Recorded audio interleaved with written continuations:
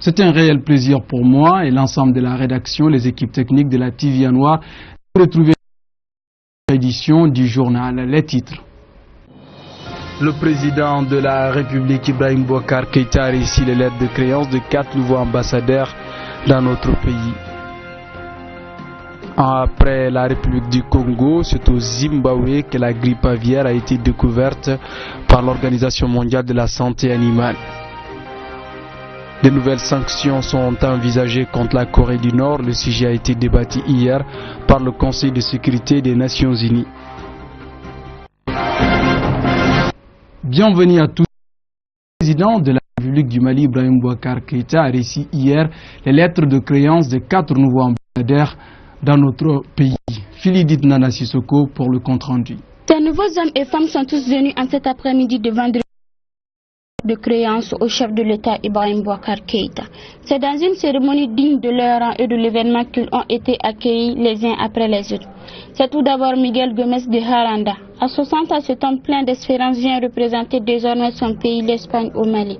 Il est juriste de formation et bénéficie d'une riche carrière dans la diplomatie. Miguel fut conseiller au ministère des Affaires espagnol, consul général à Melbourne et ancien premier consul en Libye.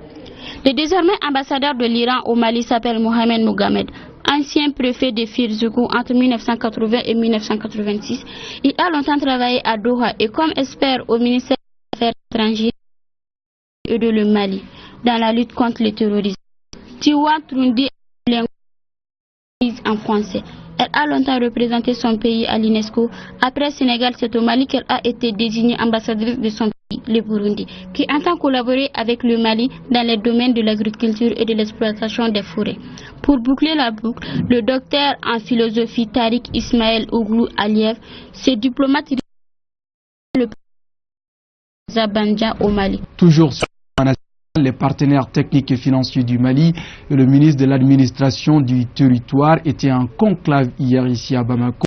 Il s'agit de les mettre au même point d'information que les autres par rapport au déroulement des futures élections dans notre pays. Salke Aïdara. Le ministre de l'administration voulait par cette rencontre mettre au même niveau d'information l'ensemble des partenaires techniques et financiers du Mali au financement de l'échéance électorale dans notre pays. Tchema Iber Koulibaly, qui a donné les calendriers des futures élections, à faire comprendre aux amis du Mali que c'est l'adoption du projet de référendum qu'ils attendent pour convoquer les collèges électoraux. Le référendum qui est prévu le 9 juillet 2017. Quant aux municipales partielles et élections des conseils des cercles, elles auront lieu en octobre, les régionales auront lieu en novembre. Restons toujours avec Salke Haïdara. Cette fois-ci, elle nous parlera du débit des tirages des caniveaux de Bamako, de lancement lié hier en commune 2 du district. C'est le ministre de l'Environnement, de l'Assainissement et du Développement rural en partenaire avec la mairie de la commune 2 du district qui ont donné le coup de part de l'opération de curage des caniveaux de la capitale malienne Bamako. Cette initiative annuelle qui vise à déboucher les différents caniveaux à travers la capitale, c'est pour un bon drainage des eaux de pluie. La ministre Keïta Aïda Mbo, qui a pris part au lancement, a appelé les populations de Bamako à faire preuve de donner l'usage des caniveaux. Elle les a invités à ne pas jeter des ordures. L'opération s'est déroulée là dans l'ensemble des 10 communes du district de Bamako sous la conduite des différentes mairies. La page internationale de ce journal, c'est comme d'habitude en brève et en images. Le virus HN découvert dans une ferme à volailles dans la province des Manchonistes au Zimbabwe. La ferme en question est proche d'une zone où les oiseaux migrataires sont très fréquents. Pour beaucoup d'experts, la contamination des volailles serait venue de leur contact avec ces oiseaux migrataires. Les autorités ont informé que plus de 1000 volailles ont déjà été abattues. Au même total que 700 000 oiseaux migrataires qui ont également suivi le même sort. Déjà la semaine dernière, l'Organisation mondiale de la santé animale a découvert plusieurs volailles porteurs de la grippe aviaire. Ces découvertes ont été faites dans la province de l'Ituri, en République démocratique du Congo. Ces personnes couchées à même le sol sont obligées de passer la nuit devant les banques pour pouvoir tirer un peu de liquidité. Le pays est confronté depuis un an à un véritable problème de circuit de la monnaie. Même s'ils parviennent à être les premiers à pénétrer dans la banque, ils ne pourront tirer beaucoup d'argent. En effet, les institutions financières n'autorisent pas plus de $50 de retrait par jour. Pour plusieurs experts, cette crise est due à un manque de confiance des institutions financières. Pour le gouvernement zimbabwéen, il a un dépôt de 7 milliards qu'il mettra dans le circuit pour corriger la situation. Le président Robert Mugabe met en cause une ingérence étrangère.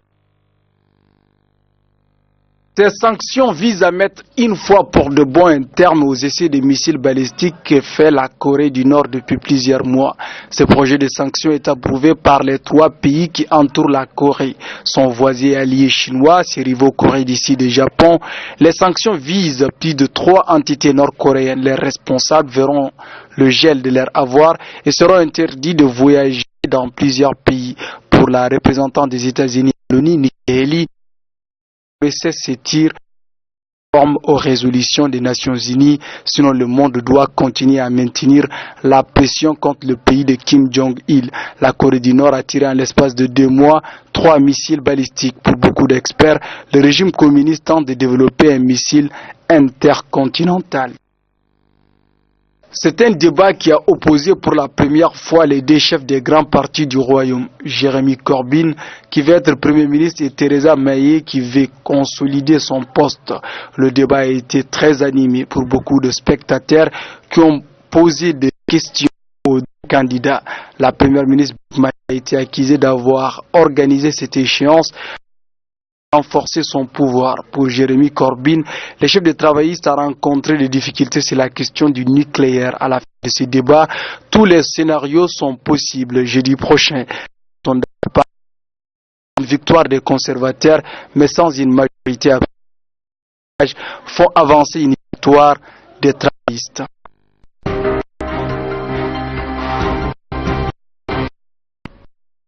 Vous pourrez désormais nous suivre sur le canal 248 de votre vision. Excellente suite de programme, bonne rupture, au revoir.